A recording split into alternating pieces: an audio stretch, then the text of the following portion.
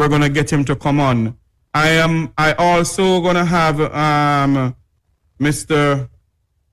Marcel Clarke of the St. Thomas Crime Prevention Unit. Am I pronouncing your name correctly, sir? It's Marcel, M-A-R-C-E-L, Marcel. Oh, Marcel Clarke. Yes. Yes. It's a He French is going to come on. I'm also going to have Dr. Kevin Brown, who was on with us last week, to come on. He is coming on in the next 5 minutes. We're going to speak about the crime pandemic that faces our country. Is it that we don't want to solve the crime situation because of the corruption that is going on in this country? Is it that, we fail to do it? Because even right now, I can't speak too much about it, but a certain government entity is going to be a scandal of all scandal coming out of it. When that thing is broke, when the news come out, that will be a scandal of all scandals. So until we get further information, we can't really say anything too much about it. Are we talking about a 2030 vision to live, work, and raise family? And the National Integrity Commission is talking about corruption in Jamaica. Do we truly want to solve the corrupt situation in this country? Because until corruption is stopped, there is absolutely no way the crime and violence is going to stop in this country. Because when the private planes leave from the port of America, they don't have the rigorous searching. And when they land in Jamaica, the authorities in this country don't have the rigorous searching either. If a Jeffrey Tavares own a private citation jet, and because the name of a Tavares is so up in society, and the plane land in Jamaica, they hardly search the plane. You think it's the dirty foot choices boys who live below Crossroad bringing in the guns in this country? That's what we think? That's not the case. And until we come together as a people, as a society, and say to the powers may be, enough is enough, it's going to continue happening in this country. And nothing is being done. The powers may be in this country of ours, successful government of a successful government, has done nothing to stem the crime situation in Jamaica. Not one damn thing. And I will not apologize for that. They have done nothing to solve the crime situation in this country. And yet we are talking about a 2030 vision.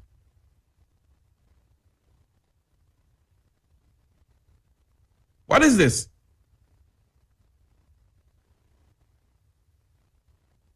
What is becoming of the country that is well renowned, of churches per square mile? What happened to the Christian values in this country?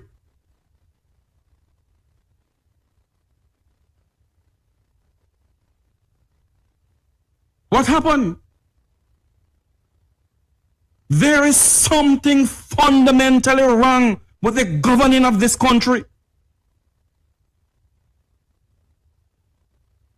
Something is wrong somewhere. And we better haul and pull up in another country. We cannot continue as if, should I say our country is a failed state? Should I say this country is a failed state? If I say it, a lot of people are going to be upset with me. But we cannot continue. I am upset this morning. Last night or yesterday evening about 6:30, they gunned down a pregnant woman in downtown Kingston.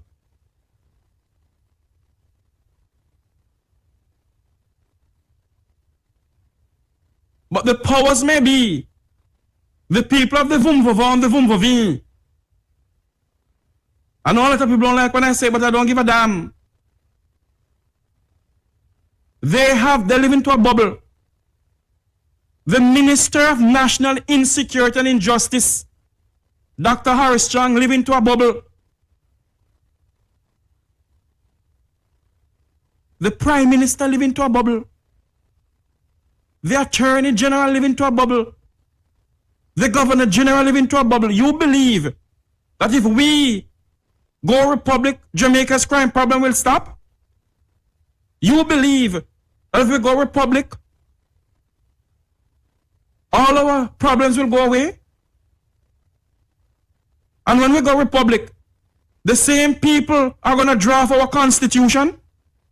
The same corrupt system is going to draft our constitution? I can behave myself this morning. I must say good morning to Dr. Kevin Brown. He is the United Kingdom North Representative on the Global Jamaican Diaspora Council and Chairman of the Global Jamaica Diaspora Partnership Working Group. Mr. Marcel Clarke, Chairman of the St. Thomas Crime Prevention Committee and Minister of the Gospel, and Chairman of the Paul Bogle Veteran Training Institute, Heart Trust School. Welcome to Make We Talk. I'm mad this morning. It could be my sister gunned down in downtown Kingston. Gentlemen, unmute your mics. It could be my sister gunned down in downtown Kingston. It could be my auntie.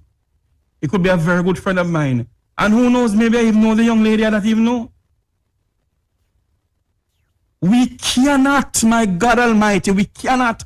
We could have prayer breakfast, and invite the influence of the Vumbova and the Vumvovi in society. Mm-hmm. Until we stem the corruption in this country, it is not going to stop. Dr. Brown, good morning to you, sir. We have anything to say of Jeffrey Renton and Raven? Well, morning, Jeffrey. Morning, Mr. Clarke. Morning. It's a pleasure to be on your show again. Yes, the crime situation in Jamaica is of deep concern. You mentioned the most recent incident with that young lady being shot in downtown Kingston. Most horrific crime, and my condolences to her family and friends. And I do hope that justice will be found in short order. But we do have a problem that seems to continue unabated. And I am hopeful that both the security forces and the government will really try and get to grips with what's happening here in terms of the crime plan, having a definitive crime plan that people can start to see tangible outcomes from, but also tackling the social causes, social and economic causes of crime. How do we reduce or even eradicate gangs, these many gangs that we have across the country? How do we tackle domestic violence? How do we encourage Jamaicans to resolve conflict peacefully? There are many issues here, Jeffrey, that need to be undertaken to reduce crime. So we're still waiting for that definitive crime plan, I would argue. I know that the Minister of National Security and also the police commissioner have tried to outline their ambitions in the past as to what they want to see happen in the JCF, for example. So we know that they've announced budget and support for new equipment, for revitalizing police stations, some level of retraining where required, etc., etc. I know they want to expand Jamaica Eye across the country, and so on. But despite all these announcements, we still have a high level of homicide in the country. And this is a year-on-year problem. And, I think we really need to now take some serious measures. Of course, the government has, for a long time, already for the last few years, they've been using the hammer of a state of emergency, which this time the opposition has decided not to support, citing issues around human rights, because of course, under the states of emergency, you'd find... Sorry to cut you, Dr. Clarke. The People's National Party have no morals to talk about human rights. They have no moral authority to speak about human rights in this country. Okay, but just to clarify on the specific point that they're trying to make on the statements of emergency, what they're saying is that typically what you find is that the police force or the JDF officers, would sort of indiscriminately arrest young men and women in deprived communities. And when you conduct further investigations, most of these young men and sometimes women, are not criminals. They've not really broken any laws, but find that they're held in detention for some days or an extended period. So you find that there is actually a backlash in terms of you are now creating increased resentment of the police force or the security forces because of the sort of indiscriminate way that people are arrested under states of emergency. So I think that's what the PNP is referring to, and I think people can understand that concern. But what we also need to hear from the opposition party is also their sort of alternative plan. They have suggested that crime can be fought with the same level of intensity as you'd get with a state of emergency, without this state of emergency, so to speak. So you can have a surge of police officers and other security force elements in a community that is considered problematic without the state of emergency. So I think that's what the PNP is trying to make. I'm not a spokesman for the party, but I want to clarify what they're trying to propose. Yes. Sir Clarke, you're from the neck of the woods. You're the nephew of national hero, the great-great-grandnephew of national hero Paul Bogle, where the rebellion was led. Is it that we have to lead a rebellion from Morant Bay again in this country? What is your views on the crime pandemic in this country, where the gangs and the criminals and the white-collar criminals are a clear and present danger to the national security of the citizens of this country? We need a rebellion, yes, but a different type of rebellion. We need a legislative rebellion. We need a national rebellion where the citizens of Jamaica and in the diaspora demand that the government of the day make a legislative change in our laws. And we should look back at corporal punishment or hanging per se. It may sound a bit inhumane, but it's a deterrent. When we had the laws being used for hanging and stuff like that, crime was not like this. Crime was not like this. It's not that it couldn't be, but when I look at the type of guns that these young men use today, and you put a cost to it, a Glock is 220-something thousand up, and a young man, 220-something thousand up to 300,000. And that's just a Glock. So when a young man have a Glock, where did he get the money to buy that? That's the question we need to ask. And that's the answer we need to get. So when a young man that can't even feed him child at home has a Glock or has several Glocks or guns then, where is this money coming from? And we need to look far, wide, and deep. And Dr. Brown, I am glad you're back this week, because I wanted to say last week, but we're out of time. I think the diaspora has the best handle on this blade of crime, where the diaspora's power can be used to influence the government to make these changes, because you can demand those changes now because they need investment. Remember, remittance is what runs Jamaica at this time. And remittance is coming from the diaspora, right? And if it's coming from there, then the diaspora has a handle on the blade that cause crime. And they can demand and ask of the government to change the legislation. And I think the root of our problem in Jamaica is corruption. Corruption at all levels. And I think the laws should be changed where a policeman, a soldier, a civil servant, a lawyer, a judge that violates these crimes, the punishment should be 100% tougher. It will be a deterrent. And if we make these type of laws where persons that are in a position to be protecting and serving or being responsible, they will act responsible because they know there's a consequence. And when the person is arrested, it goes to court and it comes out where if the person is guilty, they're guilty and they're sentenced and go to where they need to go and get whatever punishment. Another thing is that I think we take too long to process our criminal cases. And because of that, criminals get arrested, him know him will get bail, him know him can go around and look him lawyer money. And what he does, he has a time to get rid of all his witnesses. So when the case actually comes to court 10 years later, the witness is already dead. We need to have a 3-month window from the time of arrest, arraignment, the files must be put together. And you know, I was talking to somebody the other day about why the court is so jammed up. Somebody that works in the court system, they said, you know what, the lawyers are some of the problems.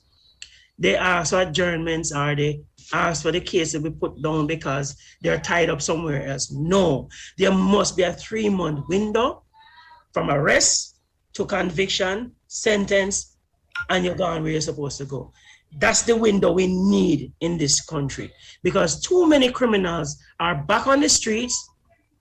No, the police get rid of Tom, but a couple of weeks later, Tom is back on the road doing the same thing that he was in jail for a couple of weeks ago. So it's like the crime problem is so huge, but really it's small. It's not a great number of persons doing these crimes. You know? But one thing I learned is that if a man leaving Kingston to come do a crime in St. Thomas, he not have to walk with the gun. He come to St. Thomas and then get a strap and he go do him thing. If he's going to Montego Bay, there's a strap down there and get. These criminals have a network, you know, and we must be cognizant of that fact. They have a network, they work together. I remember there was a crime, a robbery some years ago in St. Thomas. And the guys that did the robbery were GLP supporters. And when the police gave chase and cornered them in the bush, you know who come and take them on? PMP supporters. Mark you, weeks before they wanted to kill each other. And they hid them from the police and took them out of the area. So they work together. And we must be aware of that. And that is where some of the change needs to be. Legislation needs to be changed. We need to shorten the period from arrest to conviction and sentencing. We need to shorten that. Once we do that, we will get rid of a lot of the backlog in courts. Yes. Dr. Brown, I know I asked you a question yesterday evening when you and I was speaking on the phone. I'm going to ask the question publicly now, sir. Does the diaspora have the capability to investigate when you hear about corruption in government ministries? Does the diaspora have the capability to investigate to find out if a Tom Jones is selling this or a Tom Jones is embezzling public funds? Well, I don't think we have the capability directly. The diaspora is not a sort of security force or a security organization with investigative power or capability. I think that still resides with a sort of police institution, whether that's the Jamaica Constabulary Force or some other organization of that ilk. But what we can do as a diaspora is definitely let our concerns be known to the various stakeholders. And as Mr. Clarke said, we have an high interest in Jamaica, whether it's the fact that we have relatives who still reside in the country and we want them to be safe, or we have investments in Jamaica that we also want to keep safe as well. And so I think it's a matter of the diaspora getting involved in terms of lobbying and persuading the government to have a very robust crime fighting plan, but also to bring that plan into action as well. The other issue there that I wanted to touch on, Mr. Clarke spoke about, bringing back capital punishment and harsher sentencing, etc. I think that although that might sound appealing in some quarters, I'm not sure if that will be a impactful deterrent. I think that of course, there's always room to look at the suitability of our sentencing regime in Jamaica for various crimes. But reintroducing capital punishment, I'm not sure if that necessarily will be an effective solution. I go back to the argument that you've got to address the social problems that cause crime. And you have to start early, in my opinion. I think that more needs to be done with the younger generation in this country with respect to how they're socialized and just within the school curriculum, within the school environment, ensuring that we are teaching children how to resolve conflict peacefully, how to talk about their problems and disputes in a way that comes to a peaceful resolution.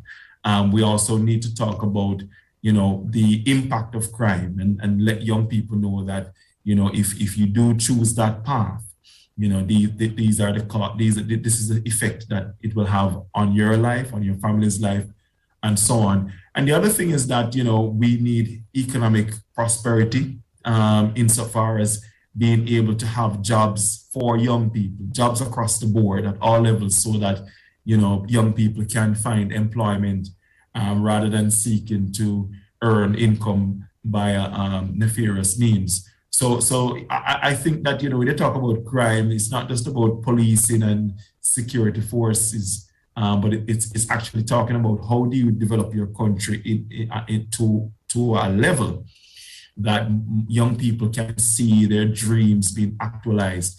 And we also have to be targeted in our approach. There are several communities that we are aware of that are high-risk communities, right? And I think, we really need to focus on those communities, make sure that we have enough social workers who can intervene, for example, in where there are domestic violence concerns, just making sure that, people who need support, young people who need support in terms of going to school and staying in school, get that support. Recently, the government has announced an extension of the education life cycle by basically mandating that all students will spend an extra 2 years in school. No doubt that will help in terms of keeping young people engaged in their education. But hopefully also within that time, it will allow them to find out what they really want to pursue in terms of their jobs and so on. So I think that you've got to look at you've got to have a holistic picture here, Jeffrey and Mr. Clarke. You've got to look at all angles. And this is why fighting crime, Jeffrey, is a whole of government. The whole of government has got to look at crime fighting because, to really tackle it. But if you're asking me now about what do we do about the current criminals that we have, then you've got to have a police force that is focused on intelligence-driven investigations, and a police force that uses scientific capability, forensic data, and all the rest of it. We know that it.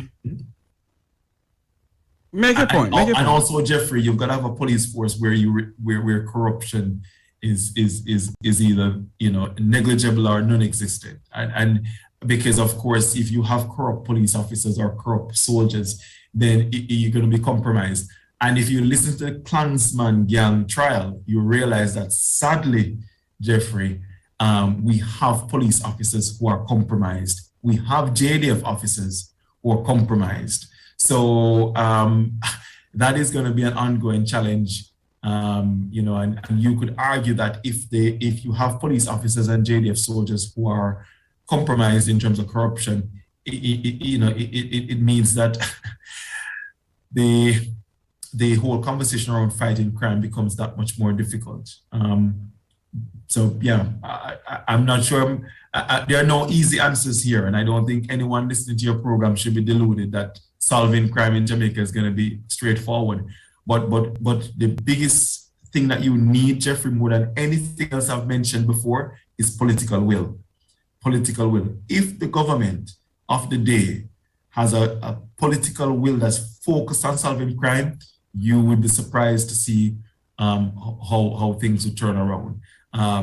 I am yet to be convinced that we have that really laser focused political will on solving the issue.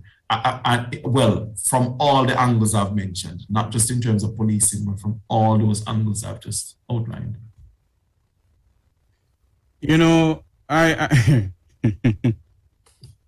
am trying to understand something here. What capability? Anybody have any idea? Sir Clarke, maybe you know. What capability does the JCF have right now? Oh, it's I need to take a commercial break. It is 11:30. Wherever you're listening and watching from around the world in the Eastern Caribbean, I'm here talking to Dr. Kevin Brown and Mr. Marcel Clarke. We'll be right back. We're talking about Jamaica's crime problem. What can we do to solve our crime situation when the top corrupt, so the bottom the most corrupt? Huh? If the top corrupt, then the bottom the most corrupt. Is it 11:30 in the studios of Roots FM? Take it away for the commercial. I was born by the river in a little tent. Hi, I'm Sharon. Hi, I'm Marcel. I'm Adrian. Join us this and every Wednesday morning for Extraordinary Abilities on Roots 96.1 FM. Join us for news, views, and interviews with extraordinary people. Extraordinary Abilities every Wednesday morning, 9 a.m. to 10 a.m. on your extraordinary radio station, Roots 96.1 FM. It's gonna be fun, informative, and educational, but most of all, it will be extraordinary. Extraordinary.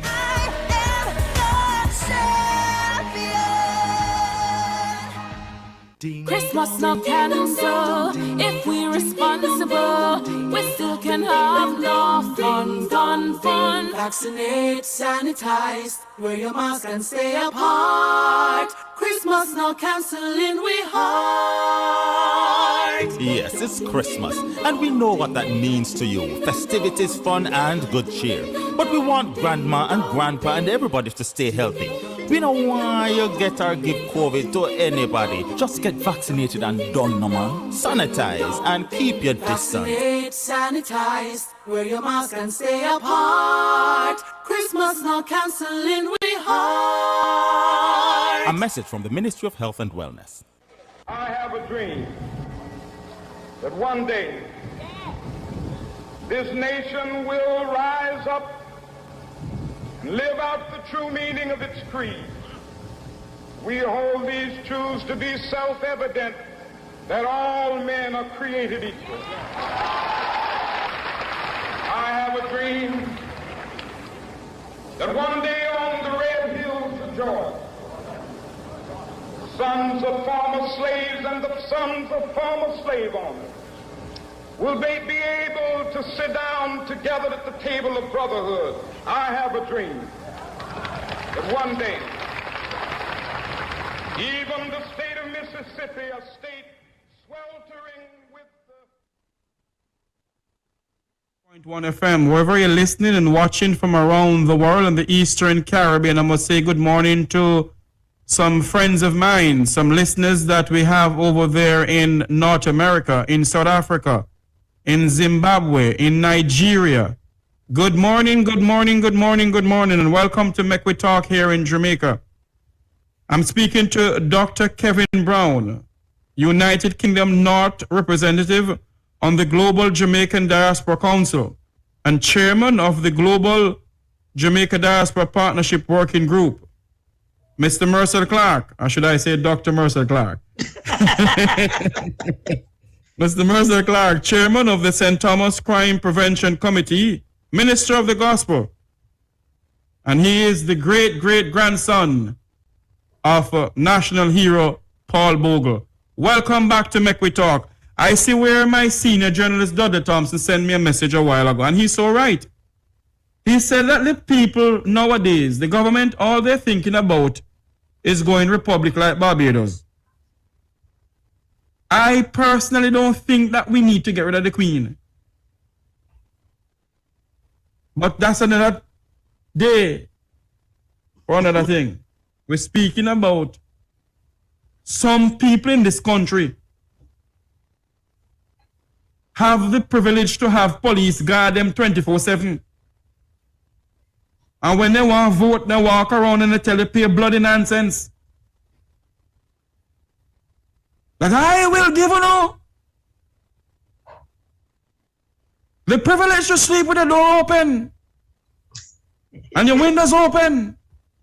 Then left hand chicken back, flour, and cornmeal to tell you that they can give you the privilege to sleep with the door open. Don't you see that they are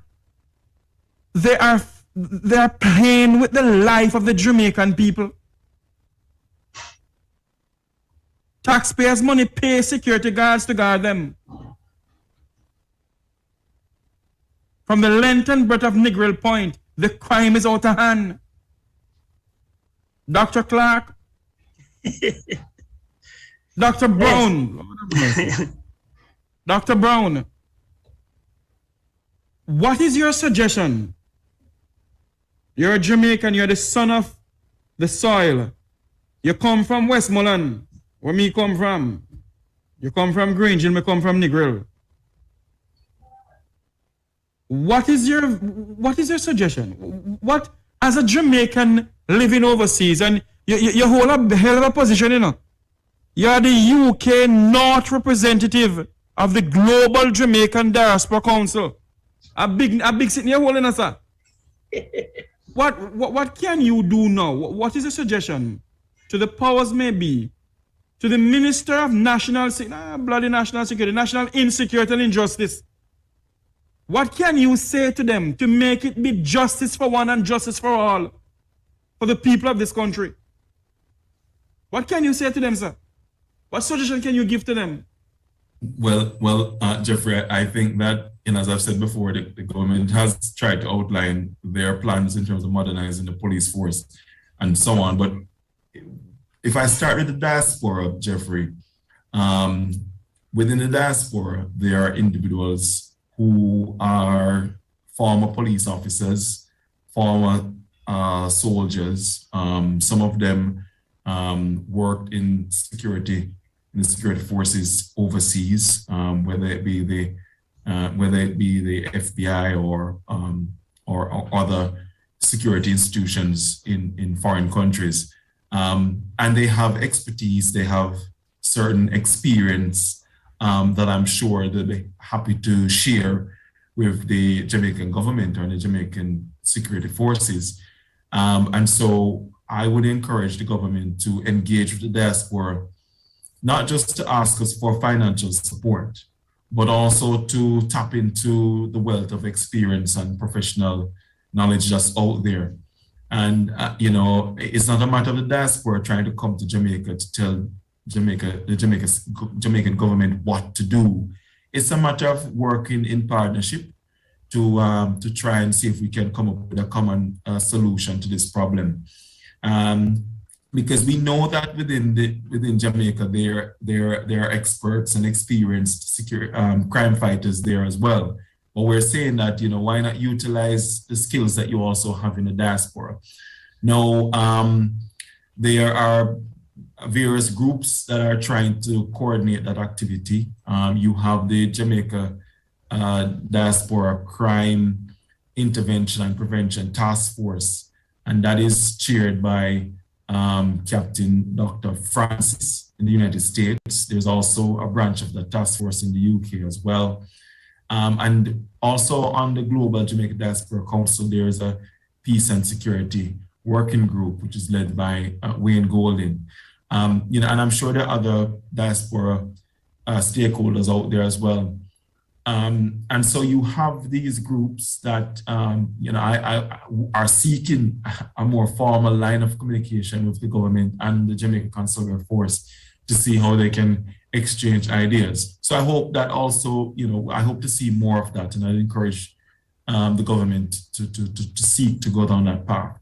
The other thing I would like to say, Jeffrey, is that we need to make crime fighting non-partisan. And, I'm hoping, and I know people have called for it in the past, but I'd hope to see more of a united approach to fighting crime in the country.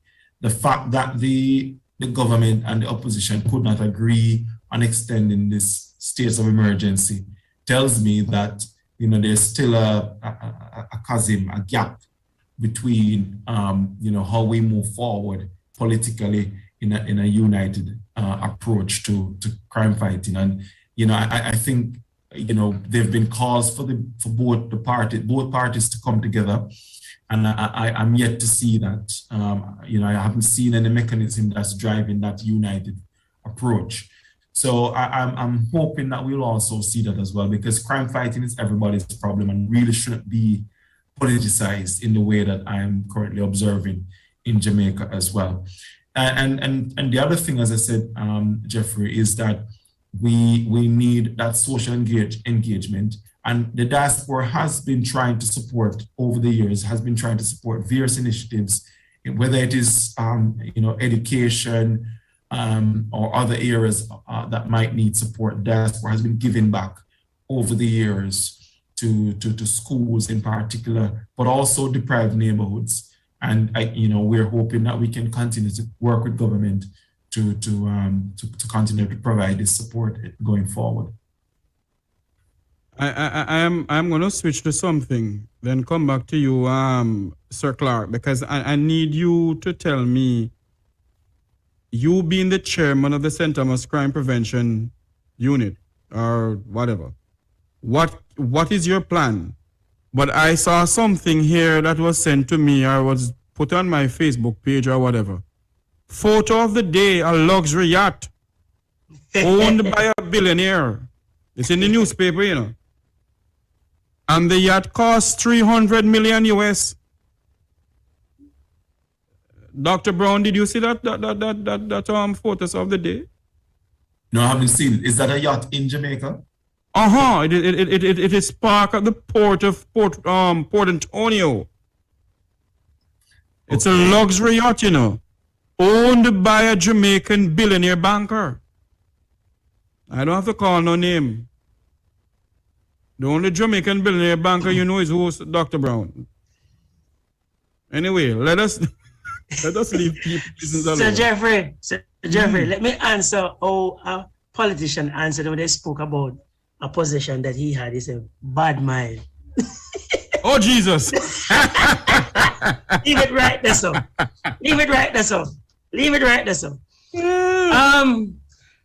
Maybe just before I go into what you asked me a while ago, Dr. Brown, may I suggest that the diaspora put a committee together? It's going to be a big committee. I think they need at least 2 persons from each parish that's in the diaspora that would identify the social needs in the parishes that they're related to, and then have some subcommittees for each parish. So they would feed that big committee the information, and then you could actually come up with a program where you could address some of the social needs in Jamaica through the diaspora. Because maybe trying to go through government, they may hear you, but they may not listen. You understand me? They may not implement. And I think that's one of the things that, since as the police should be doing a social program, I think, or the government, I think the diaspora could adopt that program and take it on, and then see where if we could effect some changes. Because some of it is because of economic needs, or they don't have certain skill set, they can't get good jobs, then they are exposed to that negative energy. And I think we can curtail it from early. As I said on a previous program, Madagascar had a crime issue, and they didn't increase the police force or equip it. They didn't build prisons. What they did, they started feeding programs in the schools. And within 2 years, that a serious reduction in major crimes, because a person that is fed learns better in school. So I think that is some of the things that we could look at, or the diaspora should look at, and see how best they could implement some programs like that right across Jamaica. Maybe for Montego Bay and Kingston, Kingston St. Andrews, you may need an extra person on that big committee, because it's more problematic areas in those parishes. So that's my suggestion. And I think what we did in our previous program with me and Jeffrey, SSP McGregor was speaking about it. We interacted with the communities. What we did, that when there was a flare-up or we heard of a flare-up, we'd go right into the community and attack the situation, have meetings. If there were differences that in gangs, we would meet on each person's corner, and then we correlate the information and then address it. And it worked very well. It worked very well. We had a serious reduction, in crime in those areas that flare up. We used to have a lot of roadblocks. That's the same approach we did. We went into the areas and found out what the root cause is, and we fixed it. One of them was a water problem. And while I was there on the ground and I got the information, I made 2 phone calls, and there was water trucks coming to the area to deal with it. So stuff like that can stem crime. Hold on, Mr. Clarke. Sorry to butt in. we are stemming we're trying to stop the problem from the bottom. Mm-hmm. But the top is the problem. That is true. You see, the top is the problem in this country. The top is the problem. The top is corrupt. Remember, and some of these high officials gain after the whole crime situation in this country. Some of these people in high position in the Vumvovin, yes, own Mag, they own dead house. Mm-hmm. But see, Jeffrey, somebody from the DPP office earlier this year made a statement that there is 2 laws that run Jamaica. I will say it's more than 2 laws. There's one for uptown and one for downtown. There's one for the Chinese and there's one for the Indians. Nobody talk about the Chinese, you know. Because if we start, Rosa from kick me off of the station.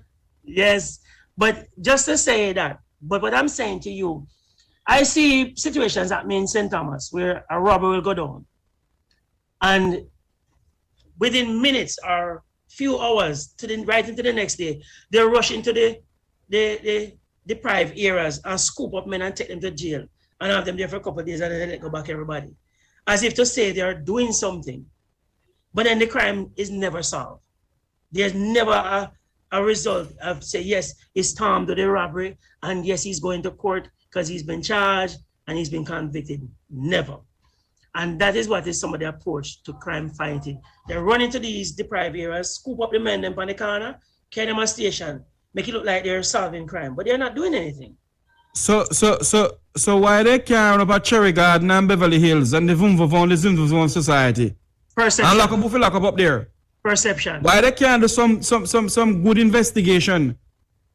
Yeah, but I heard the terminology. Some of those top people up there who live in a high society, get a community, you know, them in a some dirty corruption in the country. Yeah? And that may be true. But what I'm saying to you ever heard this terminology? Clean clothes madman? Well, put it this way, you have criminals that live uptown. And that's just a fact. You understand me? And until we address the issue of corruption in Jamaica wholeheartedly, once we start to deal with that, but the question is, who is going to bail the cat? Which prime minister, which minister of security, which one? Which governor general, which minister of justice? And to be frank, you know, as somebody said it earlier on this program, all the ministries have a stake in reducing the crime problem or stemming the crime problem. Every ministry, because there are some health issues that frustrate people, and people need to do procedures that cost thousands of dollars, and then family have got to do what and take it. You understand me? You Minister of Justice, Security, Ministry of Agriculture, Persons need help to start farming, but because they have no resources or any program that is wholehearted can get them into farming, them go the road. So They crime have is too always an much- option. They have too much red tape in this country Thank for the you. poorer class of Jamaicans. Thank you. And anybody who own a little company, I know a person who own a nice graphic and designing company. And he's struggling. But when the Chinese come to Jamaica, they get open arms. Come and do what you want to do. They But get when you're 5 years, Jamaican- no taxes. There you go. And when I'm 5 years, no Jamaican, taxes. what I And what did- they do, you know, Jeffrey, what they do, after 5 years, a new family member start a different company in the same location. So they have it's sort of a perpetual no taxes. And they get the biggest breaks in Jamaica when they born a Jamaican that wants a little break to start a business, can't get it. And until we stop that sort of 2 laws or 5 law or 3 law in Jamaica, we're going to have a serious crime problem because the youths are frustrated. They want to try something. All right, they're enrolling them in art. But after we train them at art, where do we send them? That's the problem. Where do we send them? They have to travel outside of St. Thomas and go to Kingston. And when they do get the little paycheck, bus fare and lunch take up the whole of that. So they're still right back at square one. And the only option is crime. That is the problem. Dr. Brown, before I go any further, I must say good morning to the president of the transport sector, Edgerton Newman. And I'm asking people to like, share, and subscribe to the Jeffrey Tavares YouTube channel. Dr. Brown, we, you know,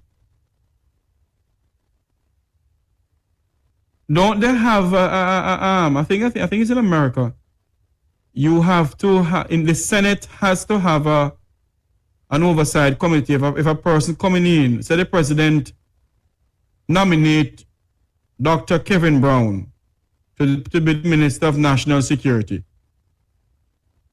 the Senate have to pass it before they can become the minister, no sir? Okay. They're talking about, I'm switching gear now because I don't have enough of my time leave. I'm switching gear for a minute. They are talking about Jamaica to become republic and we have to have a referendum, put it out to the people. Now, if we have a referendum, because we have to get constitutional changes in this country now. Sister Tem go down the part office. And when Sister Tem go down there, to get her little part money, I don't like all people name, but nobody know who me talking. Only certain people know. When Sister Tem gonna forget the part money, then give her one ATM card. Over 2 years now. Then give her ATM card. Sister Tem went to the machine to draw the local chip and tape if you buy the local pound of chicken back on the tooth in a dirty girl. And for some reason, the card stuck in the machine.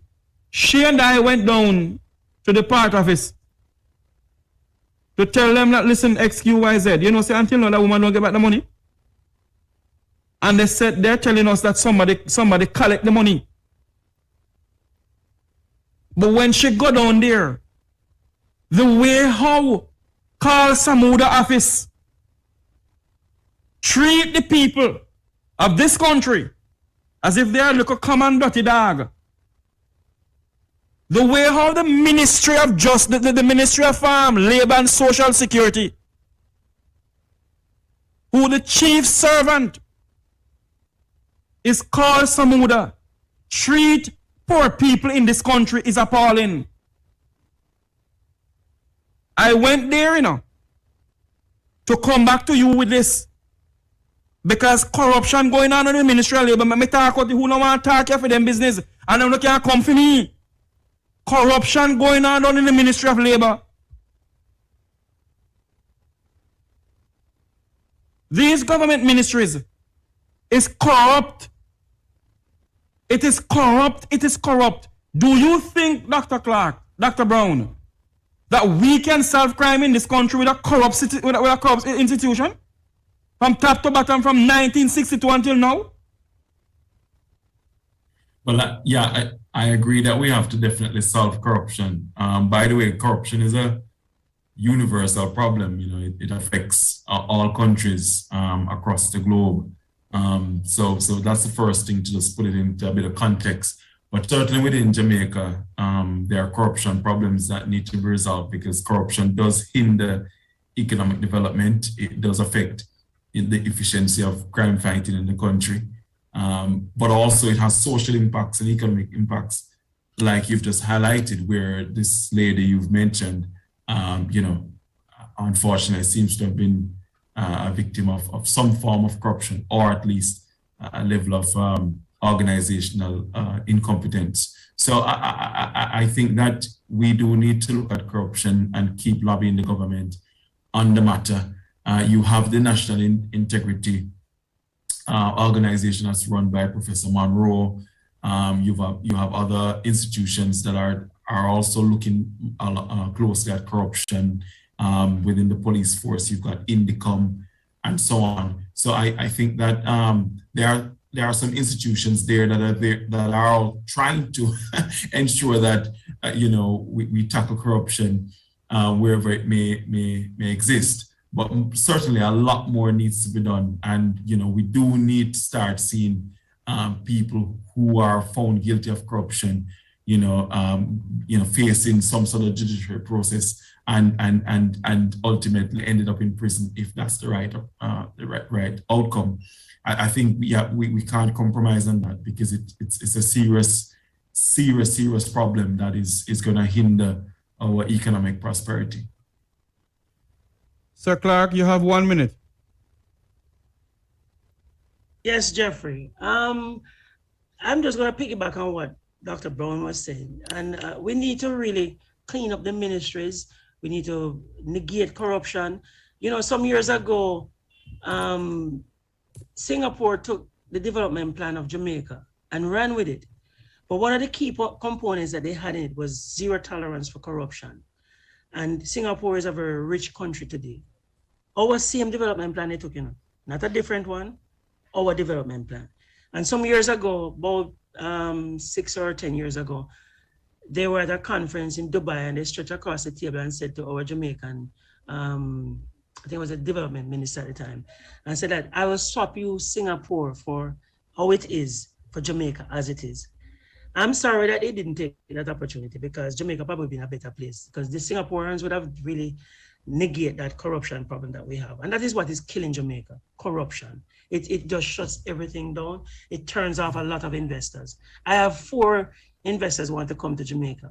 And because of the corruption and the lack of trust, they're reluctant to come and spend money. And that's just the honest truth. But in closing, Jeffrey, I am alive and well, and so is my wife. There was some yesterday going around with my photograph and my wife's photograph that we were deceased. I am alive and well. Marcel A.R. Clarke is alive and well. Yes. Thank you very much, Marcel Clarke, Chairman of the St. Thomas Crime Prevention Committee and Minister of the Gospel, the great-great-grandson of Paul Bogle. I want to say thanks to Dr. Kevin Brown, United Kingdom North Representative on the Global Jamaica Diaspora Council and Chairman of the Global Jamaica Diaspora Partnership Working Group. I must say thank you very much. Ambassador Curtis Ward, I am pretty much sure he's going to try and come on sometime next week. He did apologize to me this morning. He got an emergency call and he had also, you know, he was all prepared to come on. Thank you all very much for coming on, gentlemen. And Dr. Brown, you and I will talk, sir. Thank you very much.